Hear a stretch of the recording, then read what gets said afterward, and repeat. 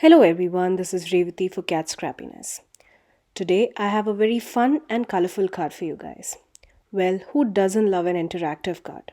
Here I have an edge to edge shaker card with lots and lots of color and fun and sparkle. Before we take a look at the products that I used to create this card, I would really appreciate if you could take a minute to subscribe to the Cat Scrappiness channel and hit the bell icon so that you get notified every time we post a new video. Well, here's a look at the stencil that I will be using to create our background today. This is the Bokeh Heart stencil, which is a set of 3 stencils. These can be used as layering stencils, or well, you could also use them individually. This stencil is part of the latest Be My Valentine release by Cat Scrappiness. I will leave a link down in the description box below where you can see all the products of the latest Be My Valentine release. We have some adorable dies, stamp sets, coordinating die sets, stencils, pattern papers, and a lot more in this release. Do check it out.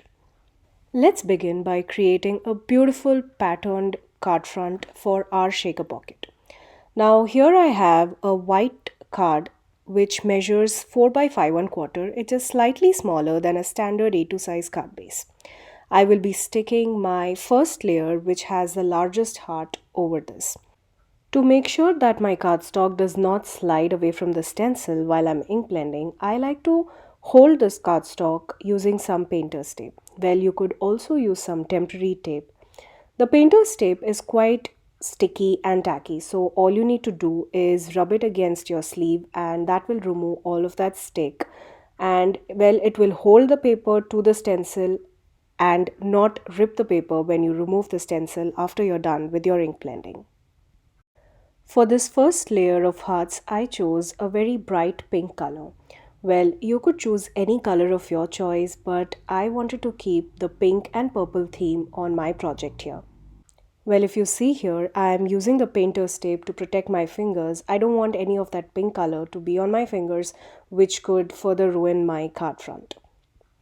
Once I'm done with the ink blending, I carefully peeled out the stencil and look how beautiful this turned out. Well, you could leave it here in a single layer, but I decided to use all of these 3 layered stencils for our card today. For the second layer, I repeated the same thing. I stuck the stencil over the painter's tape and instead of the pink, I went for a bright orange shade. There are so many different ways to use stencils on your card fronts. Here you see I'm just ink blending colors on my card front. You can add texture using gels and paste. That would give amazing results too. Well, I'm really in love with this pink and orange. At this point, well, I did think I should leave it as is, but well, why not use the third stencil and add some more color to our card front. And there, for my third layer, I used a purple shade for these tiny little hearts. And I love the combination of colors here. I love how the pink, orange, and purple are overlapping each other. Well, you see, I did pull out the painter's tape and it didn't rip my cardstock.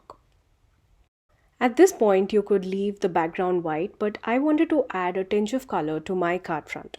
So using the same pink, orange and purple, I added the lightest shading on my background just to tone down the white. I love how this background turned out. You could use it as is, not turn into a shaker card and just use it as a one-dimensional card. All you will have to do is add a focal point and a sentiment and call your card done. Well, I did want to turn it into a shaker card, so here I have a card pocket. Well, this is a pocket where I store my finished card before I send it out to a recipient. Well, this is the easiest way to create a shaker card. All you have to do is cover all 4 sides with some double-sided tape. I like to use double-sided tape when I'm creating these edge-to-edge shaker cards because I feel these tapes give me more flexibility when it comes to working with the plastic. I first seal the 2 edges opposite to each other and then I seal the third edge and cut off any of the extra hanging flaps. Now we have a pocket ready into which we could pour in as much embellishments as we want. Well, here I have the Be My Valentine Sprinkle mix. This is also from the latest release. I will also be adding a couple of more sprinkle mixes into the pocket to create a beautiful shiny sparkly shaker card. Now, whenever I'm dealing with any kind of embellishments or small die cut pieces, I like to use my embellishment tray. This is a triangle tray by Cat Scrappiness. This is perfect to store all those tiny little pieces. Well, now this embellishment pocket, which is the Be My Valentine embellishment, it has beautiful pearls and heart-shaped confetti sequences. For our card today, I will not be using the pearls. I will just be using those solid heart-shaped confettis in beautiful pinks and reds. So here I have another tray where I will pour out all of the contents and separate the pearls and keep them separated in the other tray.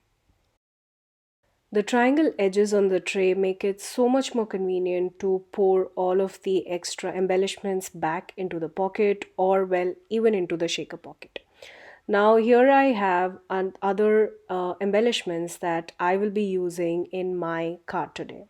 You could put in one shaker element at a time into the pocket, but I like to use it all together just to get a feeling of how much or what the quantity of embellishments I will be putting into my shaker pocket. Well, here's another tool by Cat Scrappiness where you could use this to get an exact amount of the embellishment bits that you desire to put into your shaker pocket. The next packet of embellishments is my absolute favorite. This is the Pearl Glass Dots by Cat Scrappiness. Well, this is, I feel, is one of the most versatile products. The color white is perfect for any occasion shaker cards that you would love to create. Well, these would also be adorable on centers of flowers. I have used these in multiple card projects from Valentine's, Christmas, well, even for my Halloween cards. So, this is something that I would recommend to everyone. Now that I'm satisfied with the amount of embellishments in my tray, I will transfer it into my shaker pocket. Now that my shaker pocket is ready, all we need to do is seal the fourth edge of our pocket. Now, one thing I like to do before closing my shaker pocket is to press the panel firmly so that any kind of air that is trapped within the pocket is let out. This will prevent any kind of extra bulk on our shaker card. For the base of my card, I have a purple cardstock which I cut down to be a top folding card base. To adhere the shaker pocket onto this top folding card base, I will be using, well, generously using double-sided tape. And I will be attaching it from edge to edge, not only making sure that this shaker pocket is firmly adhered to the card panel, but also so that each of those plastic ends are perfectly sealed. I like to have a small border around the card front. So, be it dimensional cards or single layer cards, I usually tend to cut down my panel to 4 by 5 1 quarter, which is slightly smaller than an A2 size card. That gives this beautiful border around the card. Well, now that our card is ready, it's time to add the focal point and the sentiment on our card. This is the Be My Valentine Stamp set by Cat Scrappiness, again part of the latest release. This comes with coordinating die sets. For our card today, since our background is so busy, I decided that I don't need any image as a focal point. Rather, I will be using the Happy Valentine's Day sentiment, which I die cut out using the coordinating dies to be the focal point on my card. But well, when I went to stick this onto the card front, I realized it needed some background adhering. So here I have the stuck on you die set, which I used to cut out that big heart die. Well, I also had some tiny hearts in my stash. I will be using this to ground my sentiment, well, which would add some kind of dimension to our sentiment and not let it float around that busy background. I did brighten up the sentiment and added some pink, the same pink that I used for my first heart stencil. And then using some barely art glue, I adhered all of these pieces, the die cut hearts and the sentiment strip, onto my card front.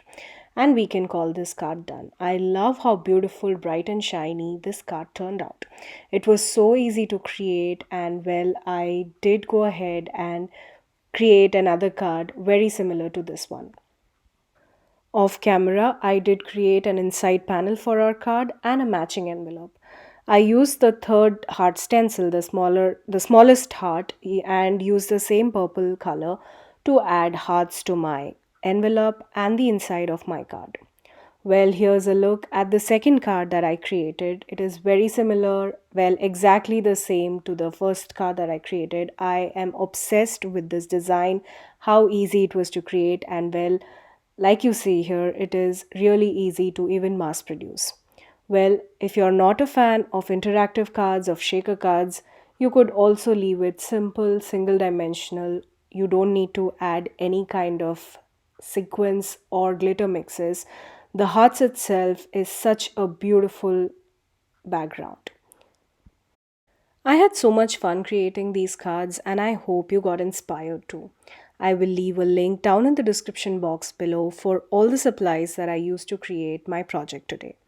Thank you again for joining me today. Until next time, stay safe.